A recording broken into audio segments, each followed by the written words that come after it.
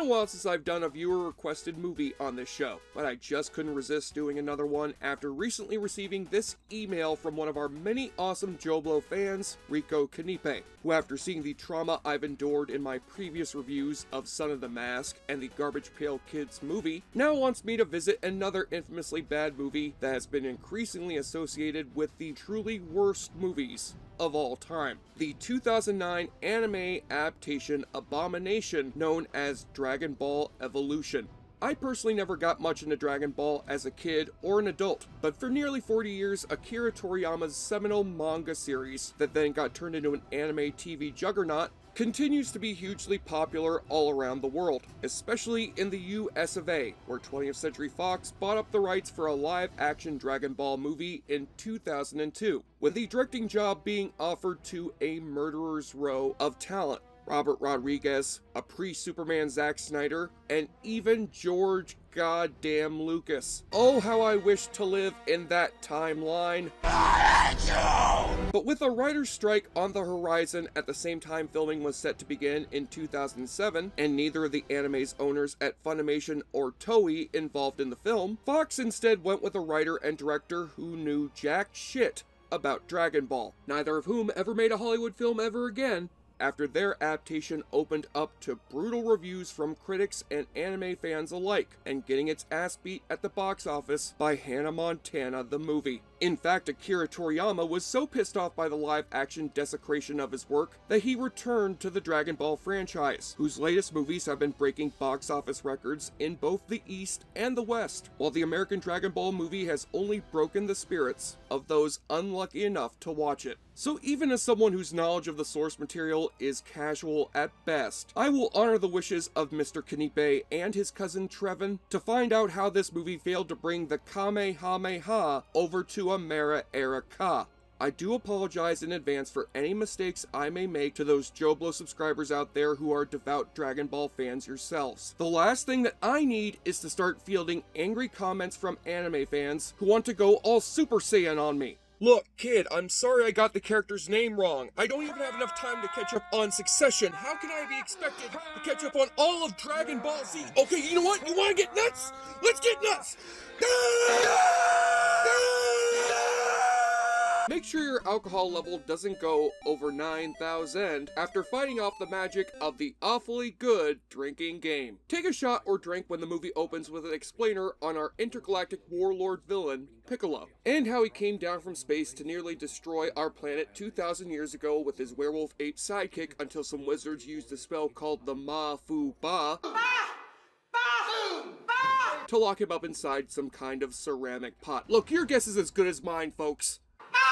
Then we open on the sweaty slow-mo fight training being undergone by our future hero, Son Goku, played in an unfortunate bit of whitewashing by a pre-shameless Justin Chatwin, who is the obviously adopted grandson of his erstwhile trainer, Grandpa Gohan, played by Randall Duck Kim, best known for co-starring alongside Keanu in the Matrix and John Wick franchises. Prepare to eat dirt.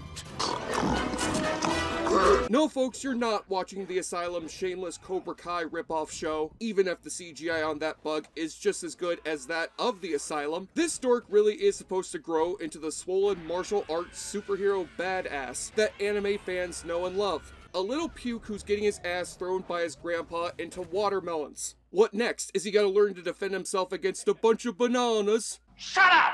And now that this Asian named Caucasian has now become a man with his 18th birthday today, even though he's clearly well into his 20s, Gohan gifts Goku with one of the 7 mystical Dragon Balls that will unleash the perfect wish when brought together. I'll keep it safe, always. Thanks, Grandpa. I think there's a better time to give the magical orb that can potentially destroy the world to your grandson than right before he goes to high school for the day. You know, just like Goku didn't do in the original anime, where he lusts after the hot girl in science class who will later become his wife in the anime, Chichi, played by a post-real-world Jamie Chung, who's sadly already taken by the football jock Carrie Fuller, whom this school allows to threaten other kids and destroy their bikes without any punishment whatsoever. Just make sure you keep scoring those touchdowns. Meek. me pay, Geeko. What are you doing here, Geeko? But Goku must heed his grandpa's advice and hold back his rage in the form of Justin Chatwin's many unintentionally hilarious rage faces. Show me what you got. Just like I thought. Nothing. Don't cry out loud! He looks like Will Forte as that psychotic mattress salesman on Tim and Eric. However, Goku impresses the girl by opening her stuck locker with the power of the Force. His ki. Use your key. You know about Ki? Your key. And he's gonna need all the ki he can muster against our recently escaped villain, Piccolo, played by James Marsters of Buffy fame, looking like Stanley Ipkiss of The Mask fame. Who from inside of this airship he stole from the Gorilla's Feel Good Inc. music video blows up a Japanese village so he can investigate a survivor as to where one of the 7 Dragon Balls are, with the help of his henchwoman, Mai, played by erstwhile J-pop singer Eriko Tamura, wearing the one costume change that was too fabulous for Jobu Tupaki. Did that gun turn her into the Heroes logo? But before they next come for the Dragon Ball that Goku's now got in his jacket pocket, Goku's gotta slick up his hair and head to a party that Chichi invited him to at her house, where he finally confronts Fuller and his gang of fellow Stephen King bully stereotypes, using the many skills that his grandpa has taught him in the arts of fighting in Zack Snyder's slow-mo, of making half-hearted action hero quips. That's gotta hurt. Your boys, they've been showing me what they got. Nothing. Hey, Fuller! Go easy on the Pepsi. And of course, the art of sliding his gelled up hair across the roof of Fuller's new car. Did no one in the production of that scene just feel simply terrible about themselves? And why does Goku's screaming sound like Trey Parker getting hit with eggs in basketball?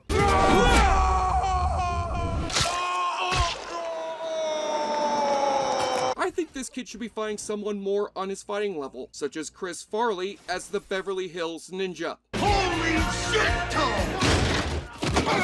But Goku soon senses trouble rising back at home, where Grandpa Gohan is dropped in on by Piccolo searching for the Dragon Ball. It's not here. Then wrecking the poor old man's house on top of him without even one obvious villain quip about bringing down the house. Goku arrives just in time to hear the dying words of his grandpa, who heeds him to seek out all 7 of the Dragon Balls and banish Piccolo from the earth before it's too late. 7 Dragon Balls must be found, for all men's fate will be bound. Always have faith in who you are. Oh, Grandpa, even in your death I can still hear your laugh mocking me from the grave. Grandpa.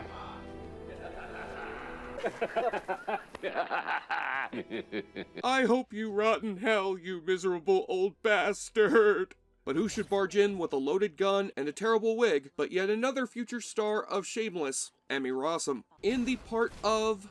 Bulma Briefs. No, that cannot be a name that a human being has. Bulma Briefs? The character's name is originally just Bulma, but her father's named Dr. Brief, which is his first name and not his last, so they've given her the full name of Bulma Briefs. I can't wait to meet her wisecracking sidekick, Bulma Drawers. Bulma happens to be a scientist's daughter who must steal back his stolen Dragon Ball to avenge his murder, I swore to my father I'd get it back. using something that she calls a DBE meter. Dragon Ball Energy. DBE. Catchy name. One of the many inexplicably advanced technologies in this story, which I guess is set in the future. I guess. This is nothing like the year 2009 as predicted in the movie Free Jack. So Bulma and Goku reluctantly team up to search for the Dragon Balls, the mention of which will leave you drinking game viewers out there very much inebriated. Dragon Ball. The Dragon Ball. The Dragon Ball. Dragon Balls. Dragon Ball. There's another Dragon Ball here. And the next Dragon Ball happens to be in this derelict apartment owned by the Kung Fu master whom Goku's grandpa asked him to seek out. Master Muten Roshi, played sadly by the legendary Chow-Yun Fat.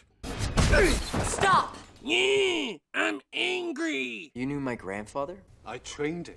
I am Muten Roshi, the Invincible!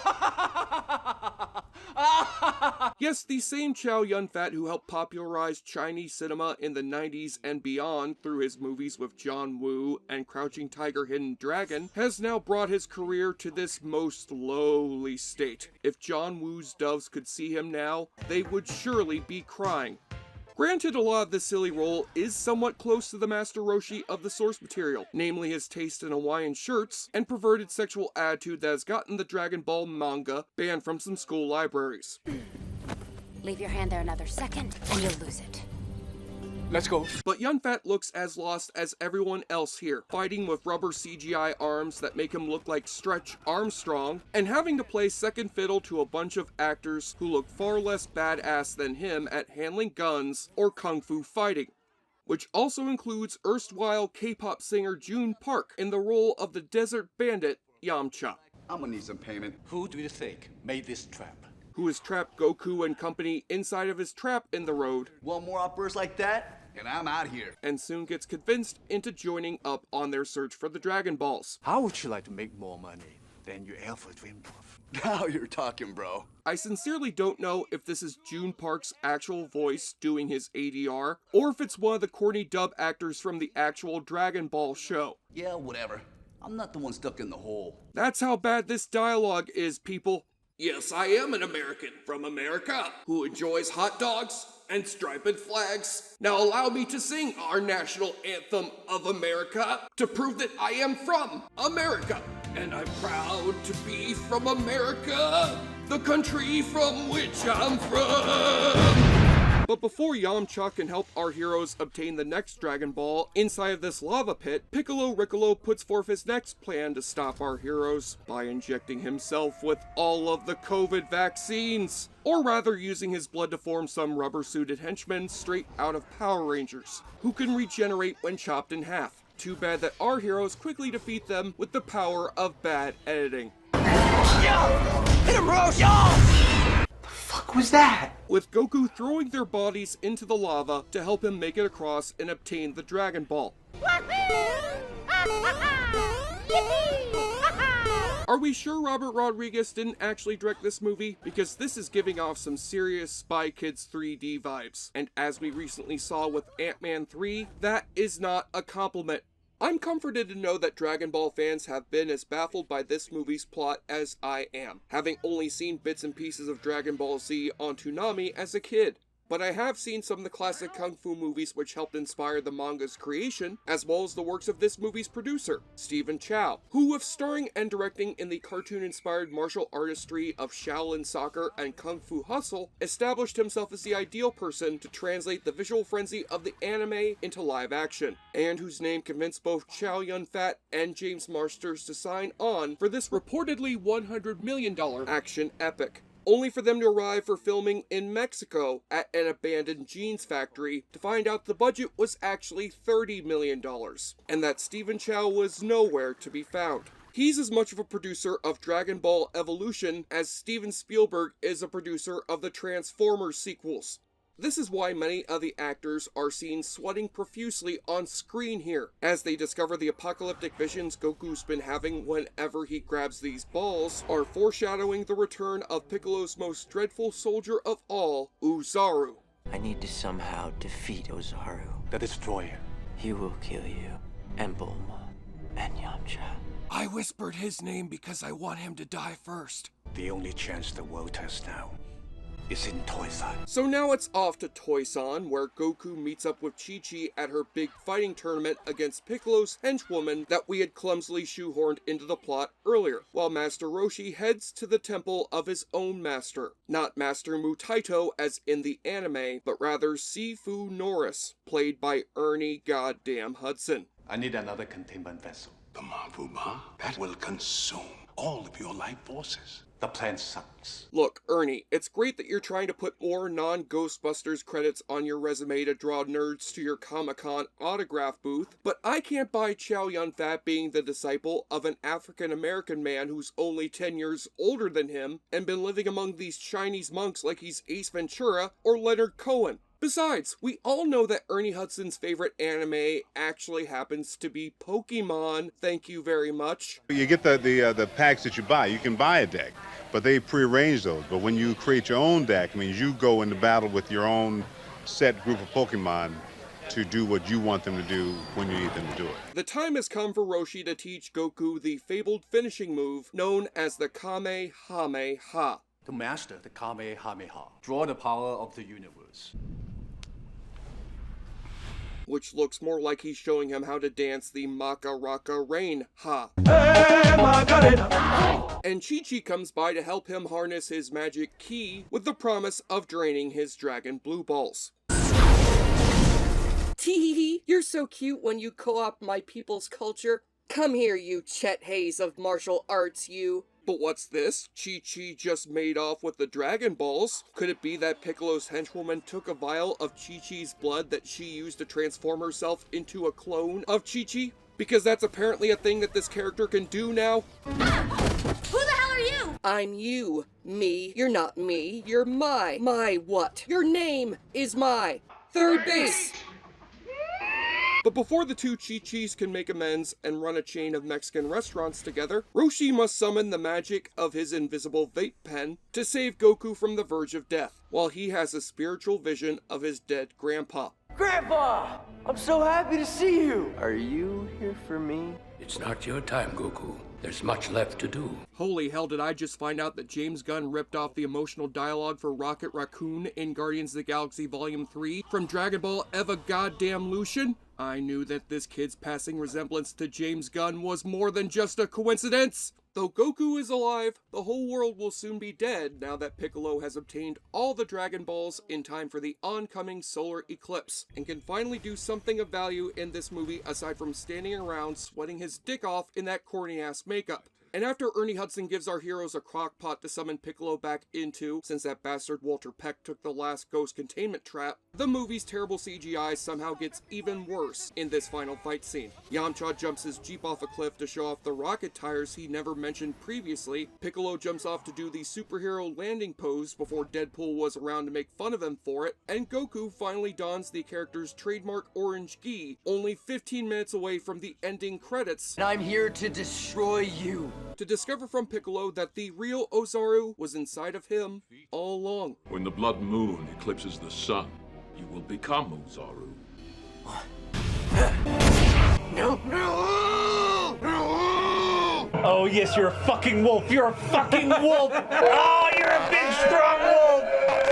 Say hello to the film's worst looking CGI effect of all, when Goku transforms into the Great Ape, known as Ozaru, looking less like an ape and more like the terrible effects from an American Werewolf in Paris. I assure you this is a real special effect from a major motion picture released by the same studio that gave you Avatar in the same year as Avatar. And funniest of all, the practical effect that they originally used for Ozaru in this movie looked even worse.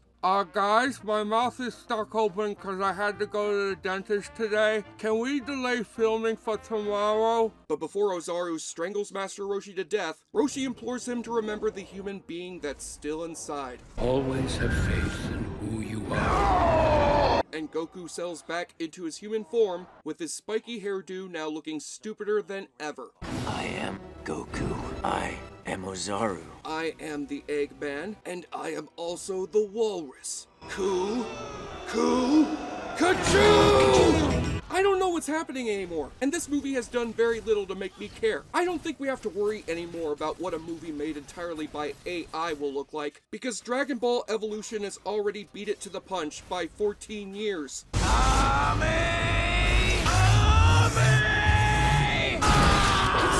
Oh, piss off. The only part of that phrase that I agree with anymore is the ha.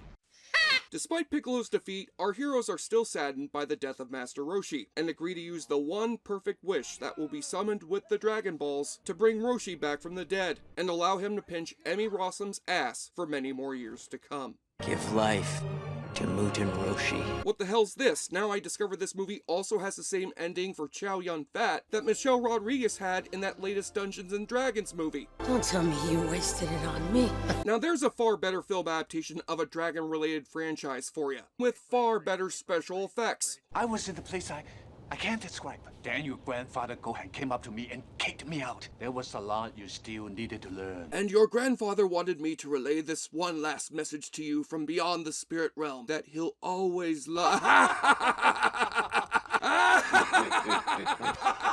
And he went on like that for 5 or so minutes. I think you get the point. That sweet lady's butt. Yes, I have to agree, Yamcha. That is indeed some sweet lady's butt. Unfortunately, the previously hinted romance between him and Bulma isn't gonna go anywhere. So let's end our so-called plot on one last flirtatious fight between Goku and Chichi, in front of the same empty audiences that greeted this film in theaters.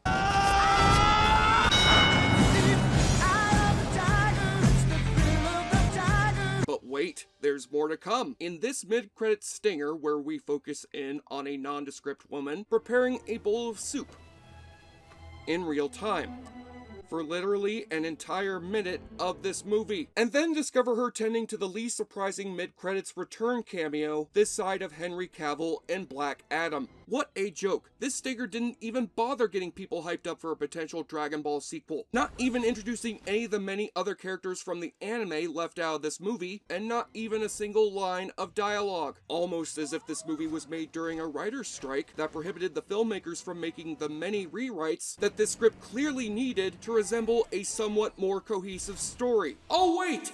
That's right! No! Writer's strike or not, the screenplay for this film was so awful that writer Ben Ramsey received a fair share of hate mail, and in 2016 would sincerely apologize to the fanbase. Calling the film flat-out garbage he blames no one else for but himself. Producer Stephen Chow would actually go on to co-direct a film adaptation of Journey to the West, the Chinese literary classic that also helped inspire Dragon Ball's creation. James Marsters would return to the DB franchise in 2018 as an English dub voice in Dragon Ball Super, while director James Wong would head comfortably back to TV after Evolution's failure, with none of the promise he showed as the director of Jet Li's The One or the first and third Final Destination movies coming through in this studio hack job.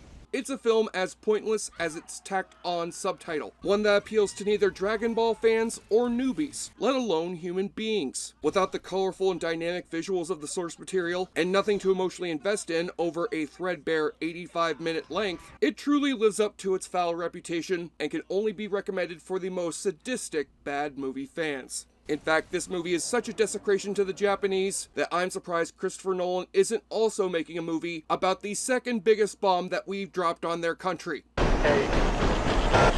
7. Now you're talking, bro. On the enjoyableness continuum scale from Boulder Bruce, Dragon Ball Evolution could go one step further if it wanted to, but instead takes several steps back, and sets off the DBE meter with a 2 out of 10. The only thing that'll drag on about this movie is its length. I'm Jesse Shea for JoBlo.com, and thanks again for watching our show. If you like what you see, please subscribe to the JoBlo Originals channel. Tell all your friends who like this sort of content, and turn on the bell to receive notifications for all our latest videos. We are an independent company that appreciates all of your support, and we hope this new writer's strike in 2023 will not lead to something far worse than an AI-written script. An AI-written script for Dragon Ball Re-Evolution. No!